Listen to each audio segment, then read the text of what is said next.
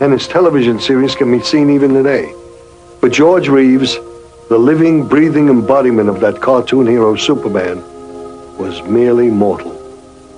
Especially on the night of June 16th, 1959, when he was found with his brains blown away by a shot from his own pistol.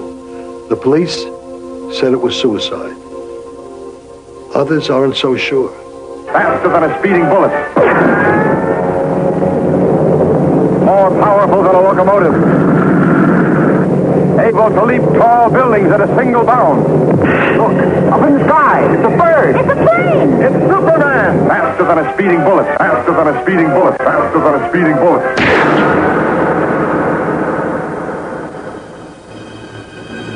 He had small roles in many films, including the greatest epic of all time, Gone with the Wind. But when he donned the guise of the Man of Steel for television, George Reeves became a star. The Adventures of Superman became a hit and was broadcast around the globe. To his fans, George Reeves was Superman. No, I don't believe it. You will, Blinky. You will. Just wasting your ammunition, Blinky. But the huge success of the show had its dark side. Reeves found himself typecast. In 1957, when the series stopped after 6 seasons, it was almost impossible for him to get a serious acting role.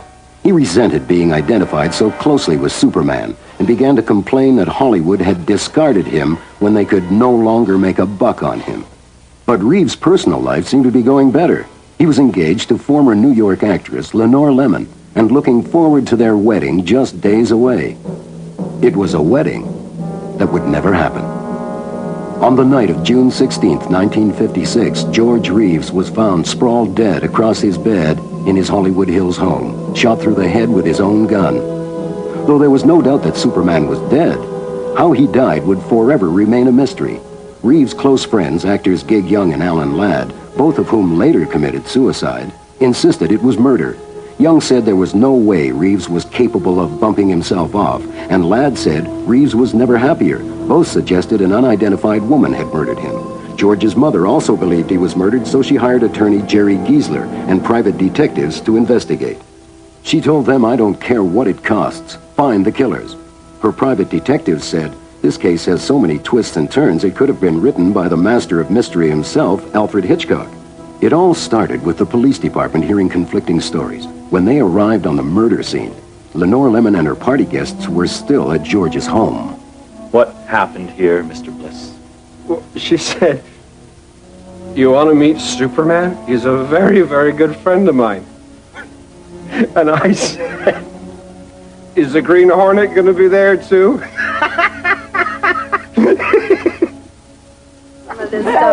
Oh, don't talk to your mother.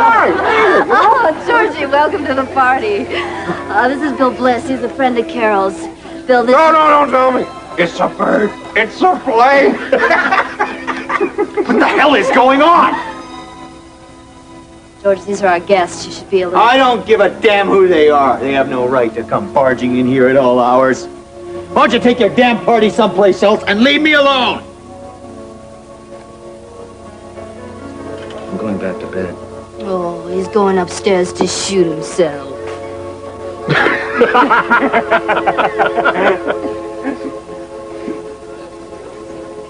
Lenore told the police that she had a premonition that George was going to kill himself that night. Finding this hard to believe, some people thought that Lenore was actually the one who killed Reeves. What the hell is going on?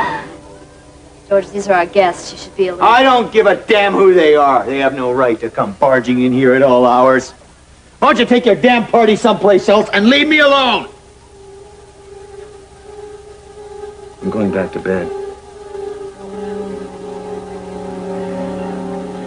I'll call you back in a minute. Yes. I love you. Lenore caught Reeves talking to his ex-girlfriend, Toni Mannix. She believed that he still loved Toni and wanted to call off their upcoming wedding. It was speculated that Lenore took George Reeves' gun from his bedside table and killed him. She then called to the others, claiming that he had shot himself.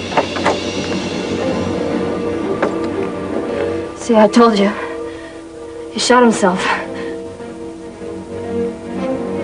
Lenore tried to convince the police that George had been killed, but she was not the one who had pulled the trigger. What did you do then? Then we went upstairs to see. Why are you wasting time around here? Just who do you think did it? Oh, Tony Mannix, that's who. Before Lenore, George had an affair with Tony Mannix, the wife of a wealthy film executive. Tony was very upset when George ended their affair. 10 weeks before his death, George actually filed reports that Tony was making harassing phone calls to him. She could never love you the way that I love you. Oh, yes. I guess she'll never be the perfect wife like you. You bastard! Lenore told police that Tony still had keys to George's house and probably got into his bedroom without anyone at the party knowing. In later years, Howard Strickling, the one-time head of MGM Publicity, stated that it was Tony's husband Eddie who killed George in retaliation for George's affair with Eddie's wife. Strickling even admitted to participating in the cover-up. Although Reeves' death certificate showed suicide as the official cause of death, the coroner, under intense pressure, personally performed a second autopsy on Reeves' body because of the speculation that he may have been murdered. The second autopsy once again confirmed it was suicide. If the coroner's report is true, why were there 2 bullet holes in Reeves' bedroom? The private detectives Reeves' mother hired discovered the second bullet hole. Though police confirmed its presence, a second bullet was never found.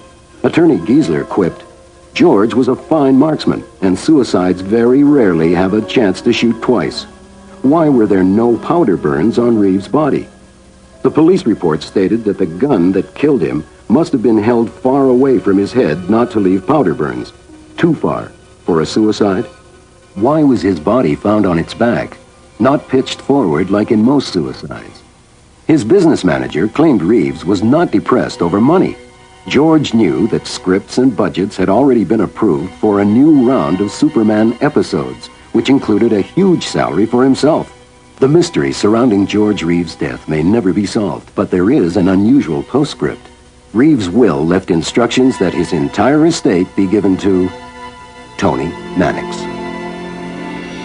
Although it's been more than 30 years since George Reeves was found shot to death in his Beverly Hills estate, a succession of occupants of the house have claimed that they can still hear his voice in the upstairs bedroom at night. The death of Superman, the Man of Steel, still remains a mystery that may never be solved.